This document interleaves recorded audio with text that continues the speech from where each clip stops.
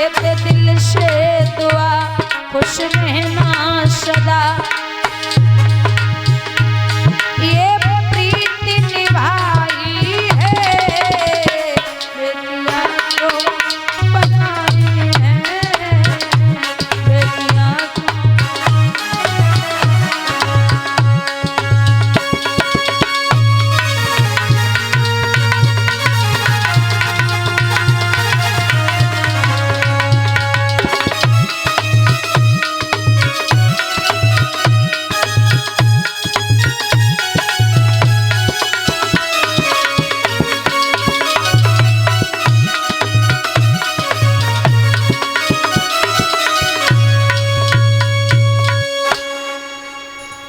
महाराज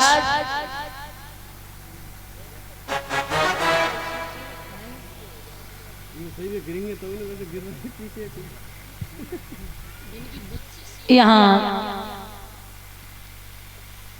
विदा कर रहे राजा हिमांचल रोए, सबने समझाया। विदा हुई है, मैया पार्वती कैलाश पर्वत पर आए तो देखा कि महाराज पिछला जन्म तो जैसे तैसे मैंने काट लिया, अब मैं चाहती हूं कि आप महल बनवाओ। तो परीक्षित सोने के महल बनवाए गए। उन सोने के महलों का गृह प्रवेश करवाने के लिए आए विश्वशर्मा ब्राह्मण, रावण के पिताजी। रावण साथ में आया। सोने के महल बड़े अच्छे हैं, सुंदर हैं। तो गृह प्रवेश हुआ। बोले बाबा ने कहा, बताइए ब्राह्मण देव क्या चाहिए दक्षिणा में। रावण ने सारा दिया कि हमें ये महल बड़े अच्छे लगे, आप नहीं मांग लो। ठीक है। तो वो सोने के महल रावण को दे दिए। उन्हीं महलों का नाम पड़ा है लंका। बोलिए गोविंद भगवान की। धन धन भोलेनाथ तुम्हारे कौड़ी नहीं खजाने में, और 3 लोक वस्ती में वसाए दे आप बसे वीराने में।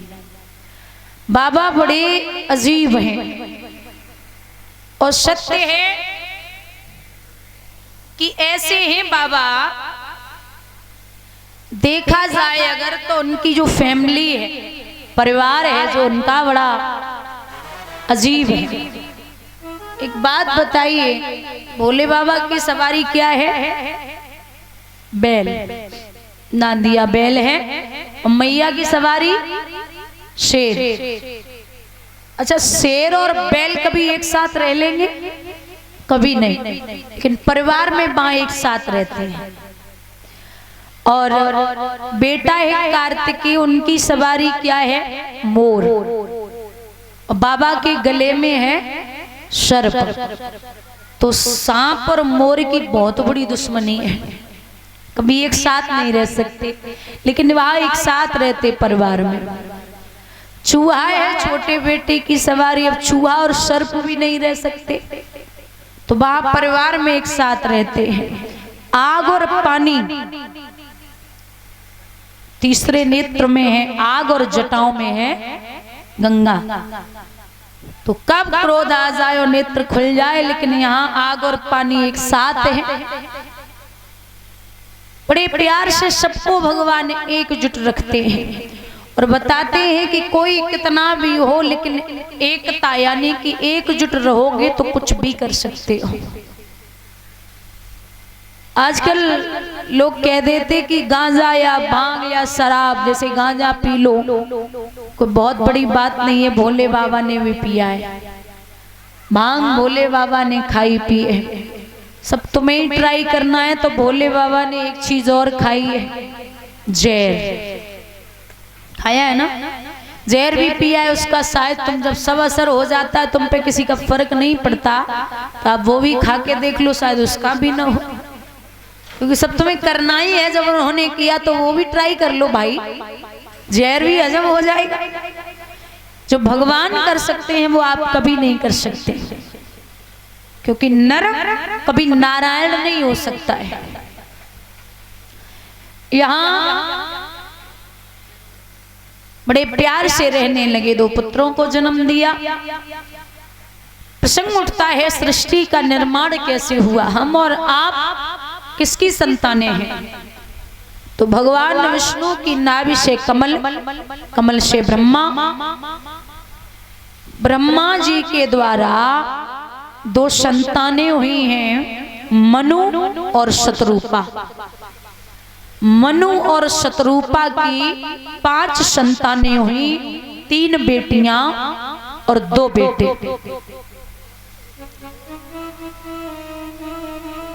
अच्छा, कुछ लोग कहते हैं कि बहुत लोगों की सोच रहती है कि जैसे कथा भागवत है तो सिर्फ और सिर्फ व्यक्ति ऐसे हो कि वक्ता हो कोई ऐसे इंसान से करवाई जाए।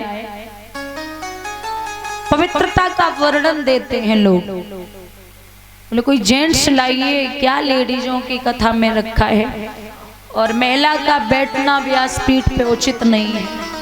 ये सोच होती है लोगों की।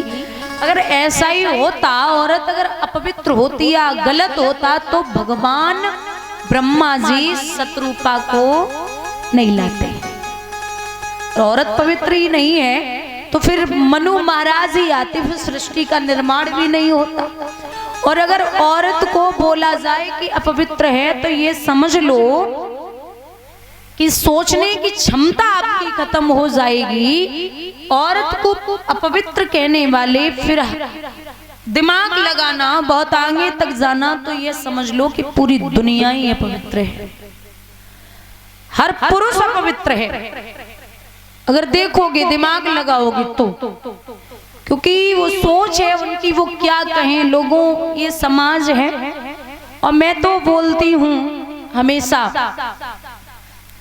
कि लोगों के लिए अगर तुम मर भी जाओगे, जैसे किसी के लिए तुम मर जाओ, तब भी वो ये कहेगा भैया मन से नहीं मरा, मर तो गया लेकिन ढंग से नहीं मरा। वो तुम्हारे घर की बिजली का बिल देते नहीं, बच्चों के ट्यूशन की फीस देते नहीं, स्कूल की फीस देते नहीं, घर का खर्चा देते नहीं, तेल साबुन का खर्चा देते नहीं, जो भी है। तुम्हारी साड़ी खरीद के पड़ोसी देके जाते हैं?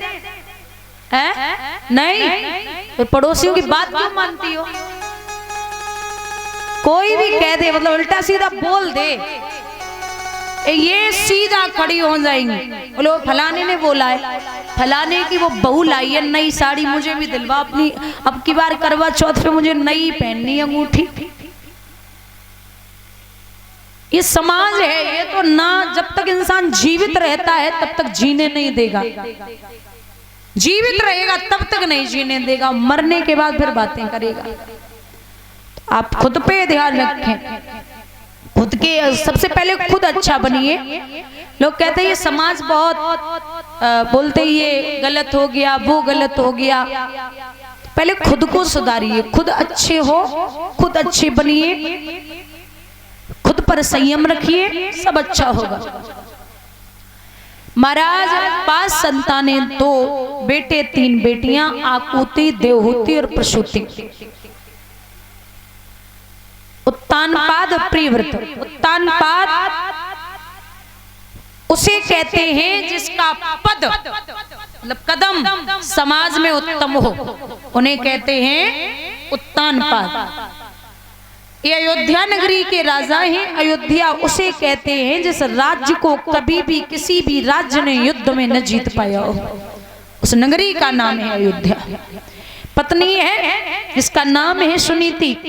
सुनीति उसे कहते हैं जिसकी सुंदर नीति हो और जो घर परिवार में नीति चाहती हो।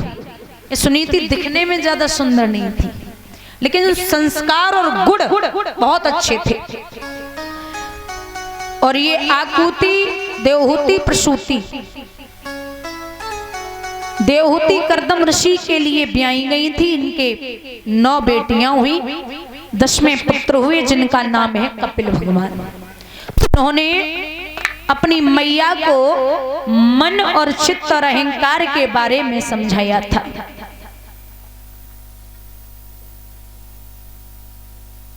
उत्तानपाद की प्रथम प्रिया सतियों में लेखी जाती थी। परम विनीता नीतिवती रानी सुनीति कहलाती थी। प्रभु की बड़ी कृपा है, लेकिन इनकी कोई संतान नहीं।